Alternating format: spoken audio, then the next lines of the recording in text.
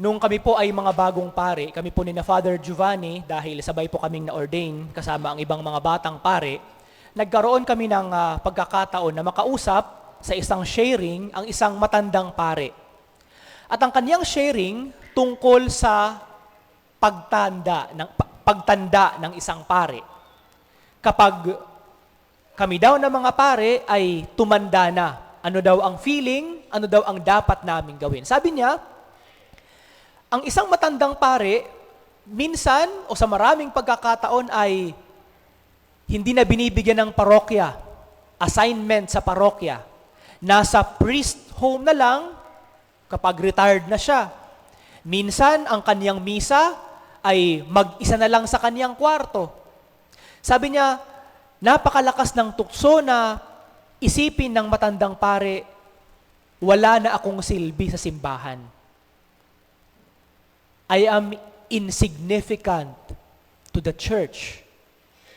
Sabi niya, kapag naisip ninyo ang ganyan, alalahanin niyo, pari pa rin kayo. Sabi niya, ang pari, kahit siya ay tumanda, hindi siya nagiging insignificant sa simbahan. Ang pari, laging mayroong halaga sa mata ng simbahan at sa bayan ng Diyos. Bakit? Dahil sa sakramento ng Eucharistia. Dahil sa Eucharistia. Habang ang pari kaya pa niyang magmisa, mag-isa man o kasama ang buong sambayanan, laging may halaga ang pari. Dahil ang kanyang misa, sa kanyang ginagawang pagdadasal sa sambayanan ng Diyos at sa simbahan papunta sa Diyos, mahalaga lagi ang ginagawang pagmimisa ng isang pare. Siguro, hindi lamang ito para sa mga matatandang pare, maging siguro sa mga lolo at lola, mga magulang natin, na dumarating sa punto ng ating buhay na lagi na lang tayo naiiwan sa bahay. Wala na tayong trabaho. Nakadepende na lang tayo sa inaabot sa atin ng ating mga anak na pambili ng gamot o di kaya ay panggastos natin sa ating bahay. Minsan, ang feeling natin, wala na akong silbi. Hindi na tayo makapag-decide saan tayo pupunta o ano ang ating gagawin. Laging may kasama. Hindi kayang gawin ng mag-isa ang mga bagay. Siguro, hindi rin pwede nating sabihin na wala na akong silbi sa aking pamilya. Wala na akong halaga sa buhay ng ibang tao. Dahil wala na akong trabaho, dahil matanda na ako, dahil mahina na ako, dahil may sakit na ako. Hindi. Lagi tayong may halaga. Bakit? Mga magulang po kayo. Mga lolo at lola po kayo. At hindi po nababawasan ang ating pagiging magulang dahil ang ating mga anak ay matatanda na, nagsipag-asawa na, may sarili ng mga trabaho. Ang ating pagiging magulang, ang ating paggabay sa ating mga anak, ang siyang laging magbibigay sa atin ng significance sa kanilang buhay. Sa Ebanghelyo, si Bartimeus, siguro ang feeling niya sa kanyang sarili, wala siyang halaga sa mata ng napakaraming mga Hudyo. Dalawang bagay. Una, dahil siya ay bulag. At sa panahon ni Jesus, yung mga bulag, they don't exist. Parang wala sila, hindi sila buhay sa mata ng nakararaming mga Hudyo. Hindi sila napapansin dahil may kapansanan sila. At si Bartimeo, lagi lang nasa gilid ng kalsada, dinadaan-daanan ng mga tao. At pangalawa, hindi lamang siya bulag, mahirap pa siya. Namamalimos. Nakadepende siya sa ibinibigay ng mga tao sa kanya. So siguro si Bartimeo, feeling niya, sa bayan ng Israel, I don't exist. Wala akong halaga. Pero sa kanyang pagiging bulag, wala mang silbi ang kanyang mata, malakas naman ang kanyang pandinig. Alam niya yung mga pangyayari dahil nasa gilid siya ng kalsada. At dahil malakas ang kanyang pandinig, pwede nating isipin na baka sa maraming pagkakataon na narinig na niya ang reputasyon ni Jesus. Sino ba itong si Jesus na taga Nazaret? Isang propeta, ang sabi ng iba, siya ang anak ng Diyos. Ang sabi ng iba, siya ay makapangyarihan na kayang magpagaling ng mga may kapansanan. Kaya nga, sa pagkakataong iyon na narinig niya, dadaan daw si Jesus na taga Nazaret. Siguro sa kanyang isip, sa kanyang puso, sinasabi niya, wala akong halaga sa mata ng maraming mga Hudyo, pero sigurado ako, sa mata ng taong ito na sinasabi nilang propeta o anak ng Diyos, meron akong halaga. Papansinin niya ako. Kaya nga, ang paraan ng kanyang pagtawag, Jesus, anak ni David. Ang pangalang Bartimeus, hindi talaga yun ang kanyang pangalan.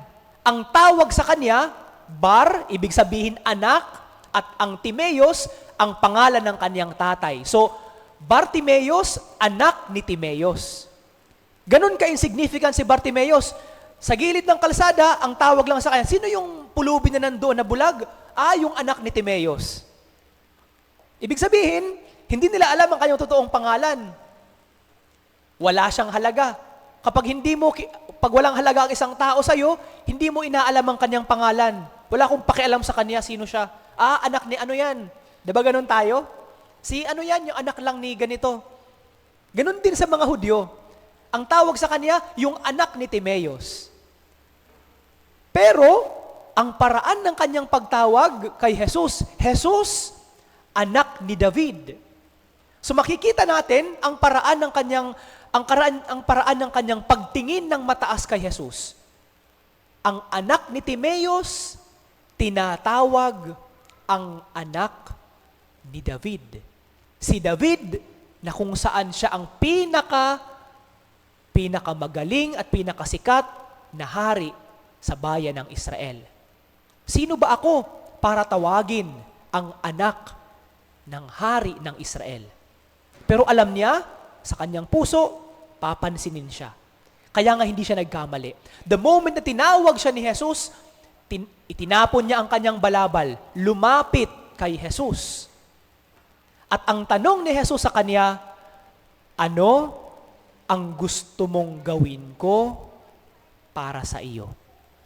Now, bago natin pagnilayan ang tanong na iyan ni Jesus, kailan yung huling pagkakataon na narinig natin ang kaparehong tanong na iyan? Kailan? Kailan natin huling narinig na nagsabi si Jesus, ano ang gusto niyong gawin ko sa inyo? Kailan? Kailan kayo nakarinig? Okay, baka nakakalimutan na natin. Ano yung homily last Sunday? Ano yung homily last Sunday? Yung gospel last Sunday. Tungkol kay Santiago at kay Juan, di ba? Sabi ng iba, oo. Naalala nyo na. Nung nakaraang linggo, narinig natin ang kwento na kung saan si Santiago at si Juan lumapit kay Jesus, silang dalawang magkapatid. At ang kanilang kahilingan, Panginoon, pagbigyan po ninyo kami. Ang tanong ni Jesus, ano ang gusto niyong gawin ko para sa inyo? Sabi nila, sana, kapag ikaw ay nasa iyong kaharian na, hayaan mo na ang isa sa amin uupo sa iyong kaliwa at sa iyong kanan sa iyong kaharian. Diba?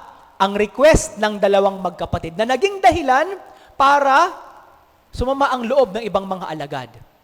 So, last Sunday narinig natin ang kaparehong tanong na sinabi ni Jesus kay Bartimeo. Actually, ang kanyang rough translation sa salitang Griego, broken English. What for you do you want me to do? What for you do you want me to do? Kung ating titingnan, Ang tanong, it's not for Bartimaeus, it's for Jesus.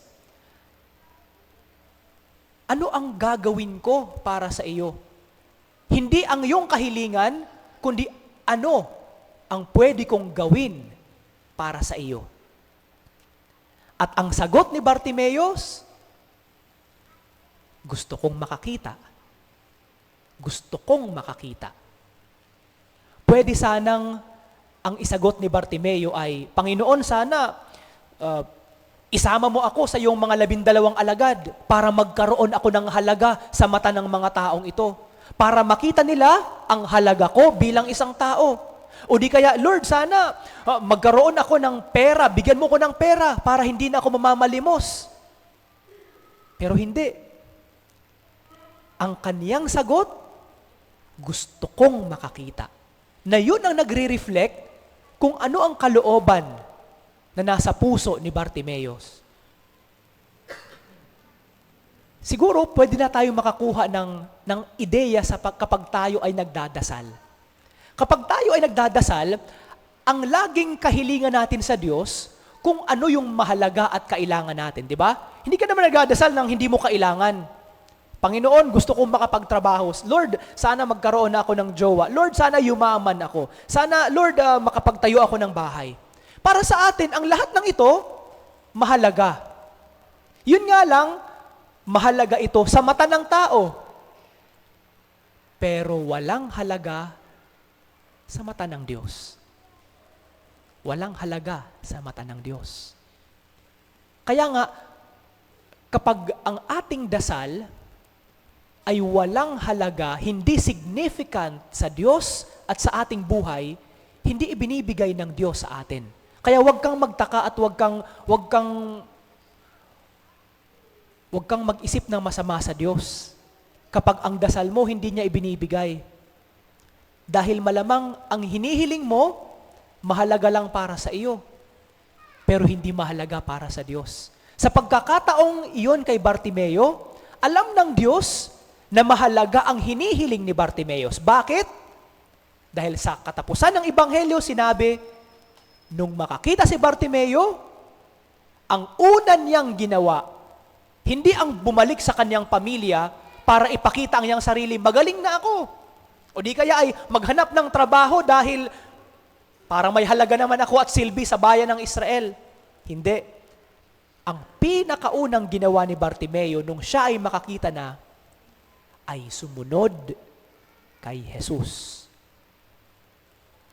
Hiniling niya na siya ay makakita dahil ang kanyang kahilingan gagamitin niya sa pagsunod kay Jesus. Ano ba ang iyong mga kahilingan sa Diyos, sa mahal na ina, sa mahal na birhen? Pag-isipan natin, ano ba yung mga kahilingan na ibinigay sa iyo ng Diyos? Ito ba ay mahalaga para sa iyo? Malalaman mo kung ang isang bagay mahalaga kapag ito ay ibinigay ng Diyos. Ibig sabihin, yung dinadasal mo, mahalaga sa iyo at mahalaga sa Diyos. Dahil kapag hindi ito mahalaga para sa iyo at sa Diyos, hindi ibibigay sa iyo ng Diyos ang biyaya. Yun nga lang, pagkabigay sa iyo ng Diyos ng kahilingan mo, ano ang ginawa mo dito? Ginamit mo ba ito para sa iyong sariling kapakanan? O ginamit mo ito para sumunod kay Jesus?